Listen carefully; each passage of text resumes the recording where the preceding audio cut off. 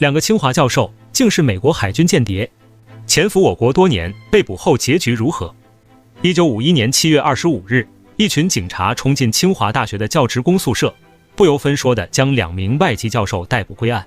男子名叫李克，时任清华大学外国语言文学系的特聘讲师，妻子李幼安也在清华大学任教。这对夫妻为人风趣幽默，教学方式也是别具风格，不管是学生还是老师都很尊重喜爱他们，因此他们也一直被清华大学奉为座上宾。学校不仅给予丰厚的工资报酬，还处处在生活上关怀他们。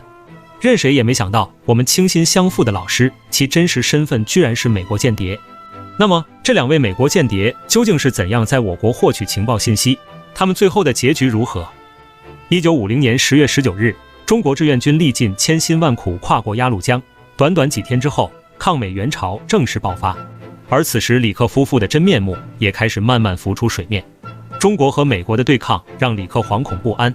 作为一个美国人，他觉得继续待在中国的土地上，迟早有一天会成为这场战争的牺牲者。李克夫妻害怕自己的真实身份暴露，只想溜之大吉。在他们表达想要回国的想法时，校方极尽挽留。校方表示，清华大学绝对不会因为你们美国人的身份而对你们有所偏见，这场战争不管结局如何，都不会波及到你们。现在正在经历战事，贸然回国并不安全，如果你们去意已决，等到安全的时候，学校自然会派人护送你们归国。清华大学是真的为李克夫妇考虑，奈何做了亏心事，就怕鬼敲门。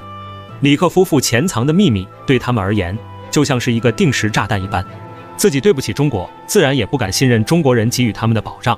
他朝东窗事发，哪里还有好果子吃？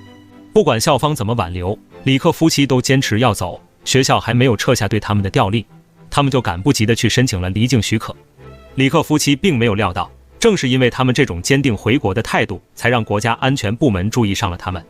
回顾他们夫妇2人来中国过的滋润生活，就能真实对比在战争爆发时想要落叶归根的想法有多不符合常理了。李克夫妇的求学之路非常顺利，在清华大学定居下来之后，学校就聘请李克为文学系的导师，为学生教授英文。为了表达诚心，学校给出的聘用条件也是非常诱人的。他们夫妻2人每个月能够拿到150美元。要知道，建国初期，国内经济形势还是一幅萧条的境地，其他的教职工1个月才不过20美元，150美元已经足够李克夫妇在中国过上富裕的生活了。李克在面对学生时，总是一张笑意盈盈的面孔，风趣幽默，谈吐不凡，学生们都很喜欢他。不管是课内和课外，都保持着良好的师生关系。李克夫妻总是对中国的政治文化表现得异常感兴趣。如果学生要举行什么活动，他们总是会表达自己想要参加的意愿。在未得知他们2人的间谍身份之前，大家都认为李克夫妇是真心热爱中国，想要和这里的一切打成一片的。他们无时无刻不在表达着他们的友好，这种友好让国人都忽略了他们的国籍。如果朝鲜战争没有爆发，如果李克夫妇没有惊慌失措，他们甚至可以中国这片土地上潜伏一辈子。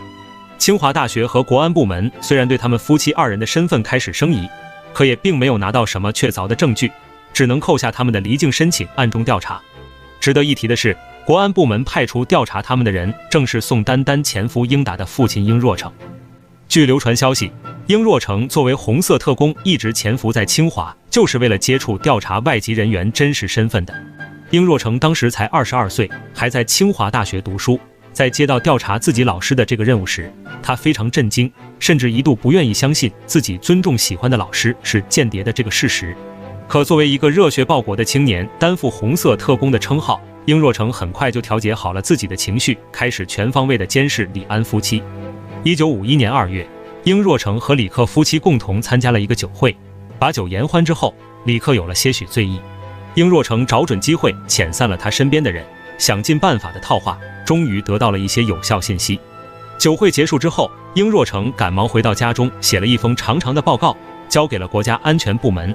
在他的监视之下，他发现李克没事就泡在图书馆里检索书籍，学校发的报纸李克也是细心收藏，有时候还会用剪刀剪下一些重要的信息保存。每个月都会在固定的时间寄一些东西回美国，想必那些都是他们在中国获取的情报。清华大学不缺外教，可没有哪一个外国人像李克夫妇一样热衷于参加社会活动，主动和师生套近乎。所谈论的事情和自己学的专业八竿子打不着，都是关于我国的政治、经济、文化方面的事情。曾经大家认为这是他们和蔼可亲、求学若渴的表现，可在如今看来，简直是细思极恐。1951年7月，国安部门层层摸索，掌握了确凿的证据，正式驳回了他们的离境许可，派遣警方对李克夫妇实施了抓捕。当警察站在他们面前的时候，他们还是一脸懵的状态。在面对工作人员的审问时，他们夫妻二人拒不承认，坚持自己是被冤枉的。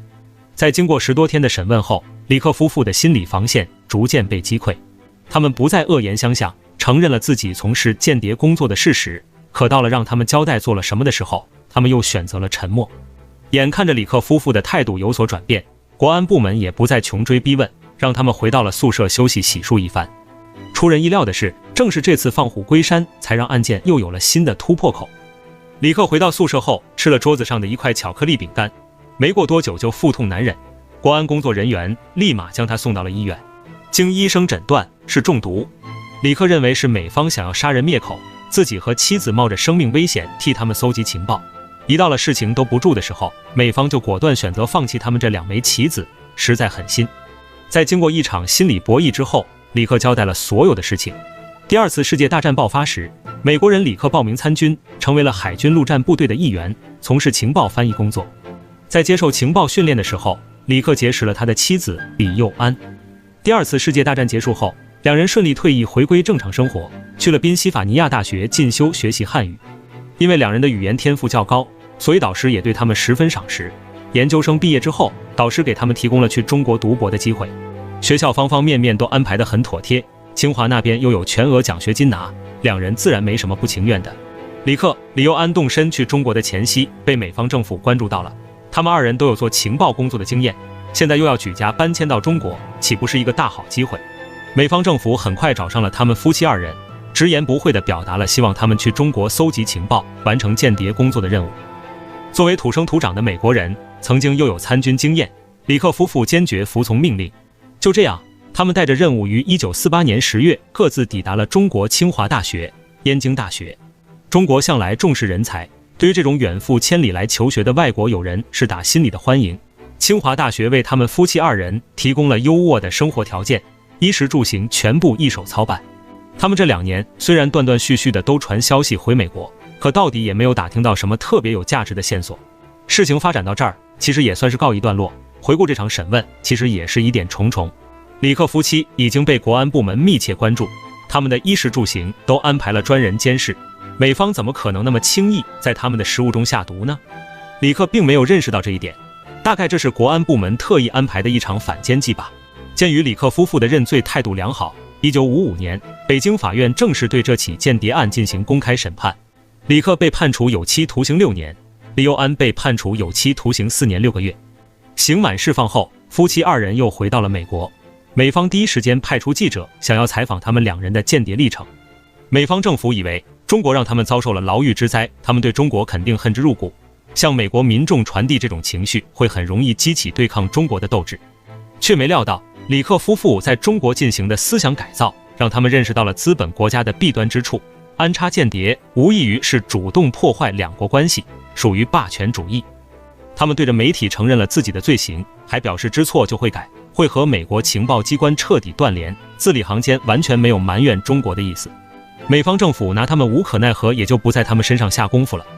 李克和李幼安后来分别去了宾夕法尼亚大学和马里兰大学任教，2人联合出版了一本书籍《2个美国间谍的自述》。于他们而言，这或许也是一本忏悔录吧。这本书籍传回中国之后，大众才广泛得知，清华大学原来还发生过这样一桩丑事。美国对我国的提防从未停止，在尚未建国之时，美方就不计代价地派遣李克夫妇针对我国。随着中国日益强大，各种间谍事件也是层出不穷。